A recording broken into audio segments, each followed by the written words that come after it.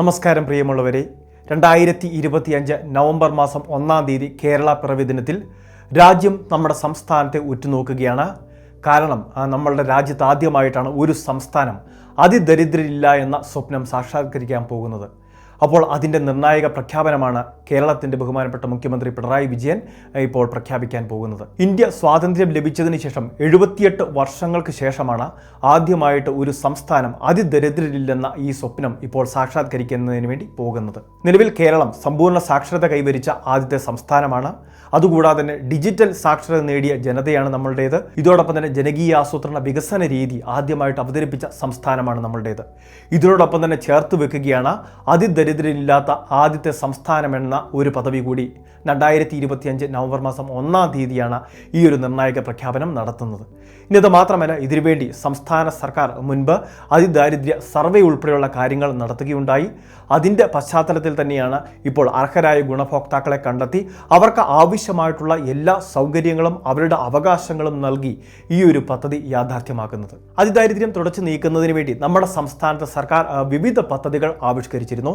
ആശ്രയ എന്ന് പറയുന്ന ഒരു പദ്ധതി ഉണ്ടായിരുന്നു. അതിനുശേഷം അഗതിരഹിത കേരളം എന്ന് പറയുന്ന ഒരു പദ്ധതി, അതിനുശേഷം വിശപ്പ് രഹിത കേരളം എന്ന് പറയുന്ന പദ്ധതി.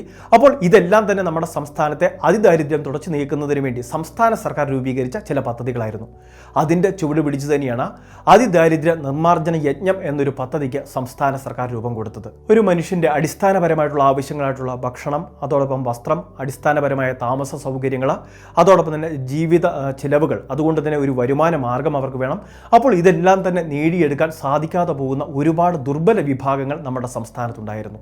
അതായത് സ്മാർട്ട് ഫോൺ പോലും ഇല്ലാത്ത, സാമൂഹികമായിട്ട് ഇടപെടലുകൾ പോലും സാധ്യമാകാത്ത, ഒതുങ്ങി ജീവിക്കുന്ന ഒട്ടനവധി വ്യക്തികൾ. അതിൽ തന്നെ വയോജനങ്ങൾ മാത്രമടങ്ങുന്ന കുടുംബങ്ങളുണ്ട്. അതോടൊപ്പം തന്നെ ഭിന്നശേഷിക്കാർ മാത്രമുള്ള കുടുംബങ്ങൾ, അതോടൊപ്പം തന്നെ വിവിധ വെല്ലുവിളികൾ മൂലം, അതായത് ശാരീരിക അസ്വസ്ഥതകൾ, മാനസികപരമായിട്ടുള്ള അസ്വസ്ഥതകൾ നേരിടുന്ന നിരവധി വ്യക്തികളടങ്ങുന്ന കുടുംബങ്ങളുണ്ട്.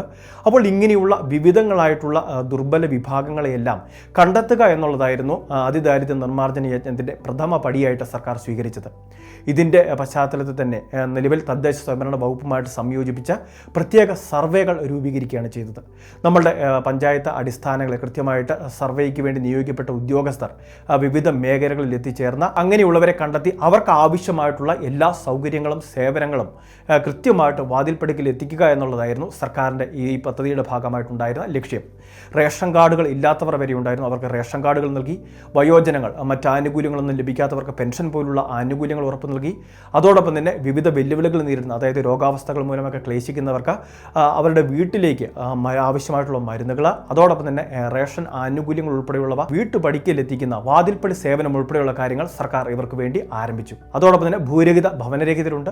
അപ്പോൾ അങ്ങനെയുള്ളവരെല്ലാം കണ്ടെത്തി അവർക്ക് ലൈഫ് മിഷൻ പദ്ധതിയിൽ ഇടം കൊടുത്ത് അവർക്ക് മനോഹരമായ പാർപ്പിടങ്ങൾ നിർമ്മിച്ച് നൽകുന്ന ഉൾപ്പെടെയുള്ള കാര്യങ്ങൾ സർക്കാർ ഇതിന്റെ ഭാഗമായിട്ട് സ്വീകരിച്ചിരുന്നു. 2023 നവംബർ മാസം 1-ാം തീയതിയാണ് അതിദാരിദ്ര്യ നിർമ്മാർജ്ജന യജ്ഞത്തിന്റെ ആദ്യത്തെ ഘട്ടം പൂർത്തിയാക്കിയത്.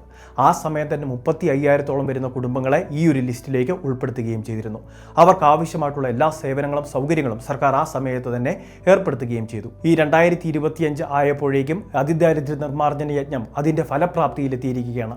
65,004-ഓളം വരുന്ന കുടുംബങ്ങളാണ് ഈ പട്ടികയിൽ ഇപ്പോൾ ഉൾപ്പെട്ടിട്ടുള്ളത്. കോട്ടയം ജില്ലയാണ് ഈ ഒരു അതിദാരിദ്ര്യ നിർമ്മാർജ്ജന യജ്ഞം ആദ്യമായിട്ട് വിജയകരമാക്കിയ ജില്ല. അങ്ങനെ നമ്മളുടെ സംസ്ഥാനത്തെ എല്ലാവരുടെയും കൂട്ടായ പരിശ്രമത്തിന്റെ ഫലമായിട്ടാണ് ഈ ഒരു അംഗീകാരം നമുക്ക് നേടിയെടുക്കാൻ സാധിച്ചത്. അപ്പോൾ ഈ മഹനീയ നിമിഷത്തിൽ വിവിധ രാഷ്ട്രീയ, സാമുദായിക, സാംസ്കാരിക മേഖലയിലെ പ്രമുഖ വ്യക്തികളുണ്ടാകും. അതോടൊപ്പം തന്നെ മലയാളത്തിന്റെ മഹാനടന്മാരായ മോഹൻലാലും മമ്മൂട്ടിയും ഉണ്ടാകും. അതോടൊപ്പം തന്നെ കമലഹാസനും ഈ വേദി പങ്കിടുമെന്ന് ഇപ്പോൾ അറിയിച്ചിട്ടുണ്ട്. തിരുവനന്തപുരം സെൻട്രൽ സ്റ്റേഡിയത്തിൽ നടക്കുന്ന ഈ മഹനീയ നിമിഷത്തിൽ നമുക്കും പങ്കെടുക്കാം. പ്രഖ്യാപനത്തിനായി കാതോർക്കാം. വളരെ പ്രധാനപ്പെട്ട ഒരു ഇൻഫർമേഷൻ, എല്ലാവരിലേക്കും ഈ അറിയിപ്പ് ഷെയർ ചെയ്തെത്തിക്കുക. ഇതുപോലുള്ള ഇൻഫർമേഷൻ്റെ ചാനൽ സബ്സ്ക്രൈബ് ചെയ്യുക, ഫോളോ ചെയ്യുക.